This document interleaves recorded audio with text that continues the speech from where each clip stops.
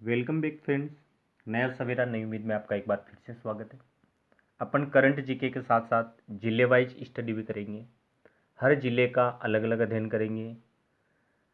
कौन सा जिला, क्या उसकी हिस्ट्री, क्या उसकी ज्योग्राफी, क्या उसमें है सिंचाई सुविधा, क्या कुछ खास बातें, क्यों फेमस है जिला, कितने शख्स जो है जो उस जिले से बिलोंग करते हैं, इन पे सब पे अपन डिस्कस करेंगे। अपन सबसे पहले गंगानगर जिला ले लेते हैं। गंगानगर जिले की एक झलक देखते हैं। दोस्तों, गंगानगर जिले को धान का कटोरा भी कहा जाता है। राजस्थान की सर्वाधिक कृषि मंडियां जो है किस जिले में, तो आपका तुरंत जवाब आना चाहिए गंगानगर जिले में। छठा शुष्क बंदरगाह जो है ये भी कौन सा है, गंगानगर जिला। ये अंतर्राष्ट्रीय सीमा जो प्रारंभ होती है हिंदुमल कोट से, अंतर्राष्ट्रीय सीमा प्रारंभ होती है हिंदुमल कोट से। हिंदुमल कोट भी कहाँ पे, गंगानगर जिले में। राज्य का प्रथम बायोगैस संयंत्र प्रस्तावित हुआ है।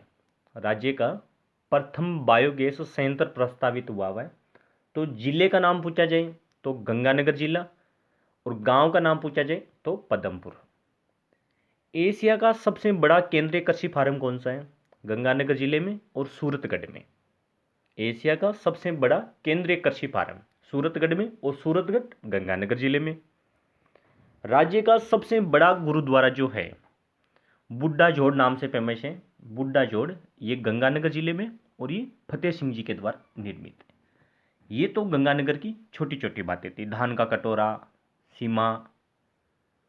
अब अपन चलते हैं आगे कि गंगानगर की हिस्ट्री क्या कहती है, ऐतिहासिक परिचय। दोस्तों, गंगानगर का प्राचीन जो नाम था वो रामनगर था। गंगानगर का प्राचीन नाम रामनगर था। ये रामनगर बीकानेर रियासत का भाग हुआ करता था। 30 मार्च 1949 को इसे जिले का रूप दिया गया और इसका नाम रामनगर से गंगानगर रख दिया। छोटा सा क्वेश्चन करीट होता है कि गंगानगर की स्थापना कब हुई थी, तो आपका जवाब 30 मार्च 1949। और इससे पहले ये गंगानगर या रामनगर किस रियासत का भाग था, तो बीकानेर रियासत का भाग था। ये तो हिस्ट्री हो गई। अपन चलते हैं इसकी ज्योग्राफी, भौगोलिक स्थिति क्या कहती है।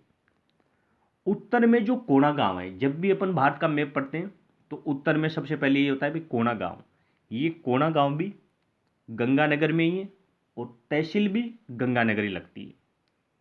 गंगानगर अंतर्राष्ट्रीय प्लस अंतर्राज्यीय दोनों सीमा बनाता है। अंतर्राष्ट्रीय सीमा जो बनाएगा ये बनाता है पाकिस्तान के साथ, और ये 210 किलोमीटर लंबी है।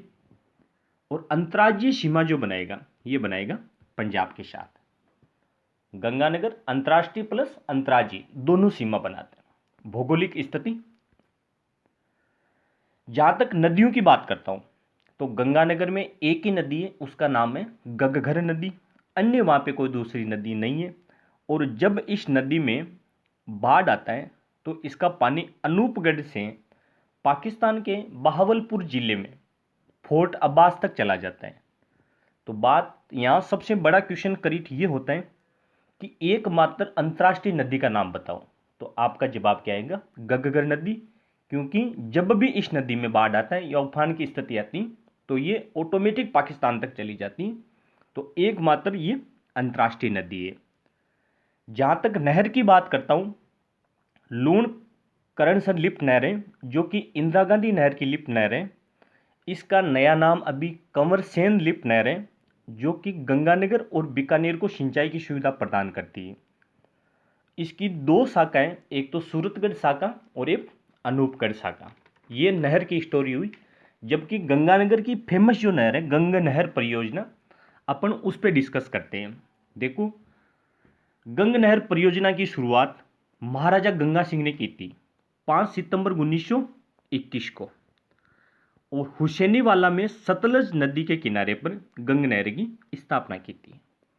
फिर 26 अक्टूबर 1927 को लॉर्ड इरविन ने गंगा नहर का उद्घाटन किया था, और इसी दिन रामनगर का नाम जो है वो गंगानगर रख दिया था। और यह नहर विश्व की सबसे प्राचीन पक्की नहर है। राजस्थान की प्रथम वृहद सिंचाई परियोजना है।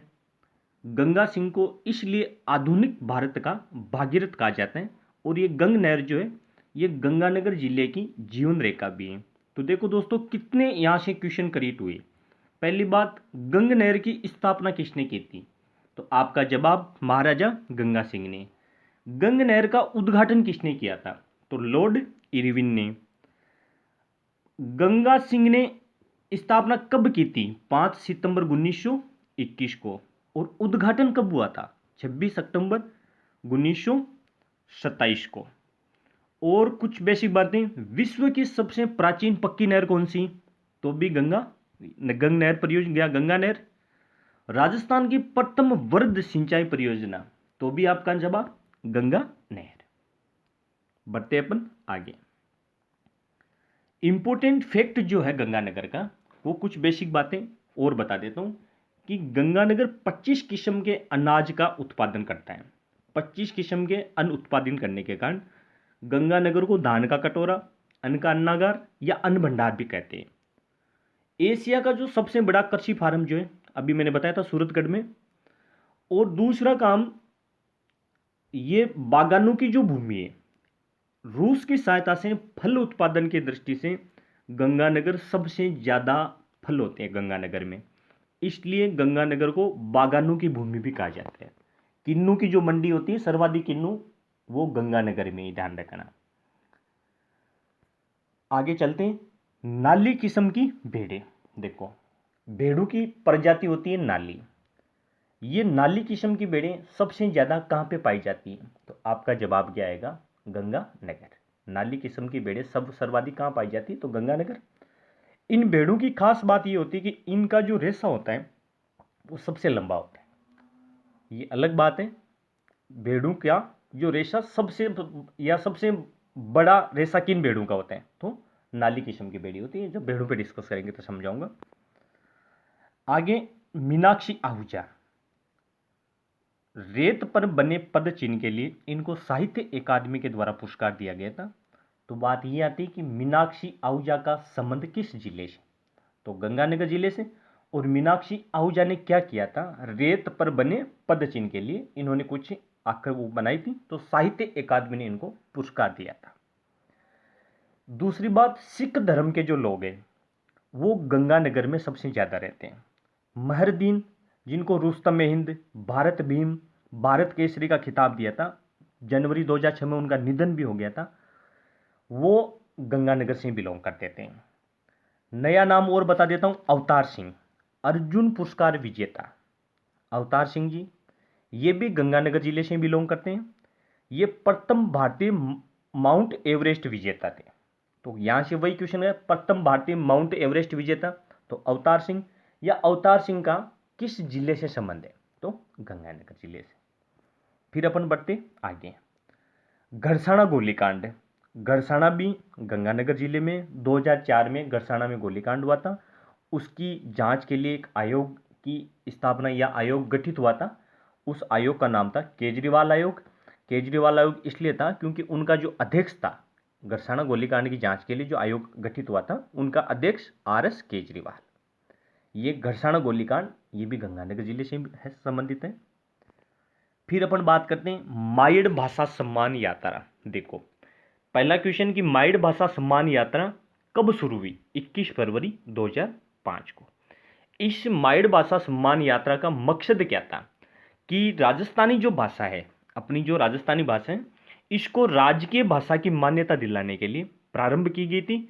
और इसकी शुरुआत गंगानगर से हुई थी। मायड़ भाषा सम्मान यात्रा, छोटी छोटी बातें। शुरुआत डेट पूछे तो 21 फरवरी 2005। ये क्यों शुरू की थी? क्योंकि राजस्थानी भाषा को राजकीय भाषा की मान्यता दिलाने के लिए। और गंगानगर से शुरुआत इसकी हुई थी, मायड़ भाषा सम्मान यात्रा की। दोस्तों, नया सवेरा, नई उम्मीद के इस चैनल को लाइक, शेयर और सब्सक्राइब जरूर करना। ये अपना आज गंगानगर पहला जिला है, कल अपन दूसरे जिले पे डिस्कस करेंगे। सब जिलों पे अलग अलग मिलकर डिस्कस करेंगे। Thank you.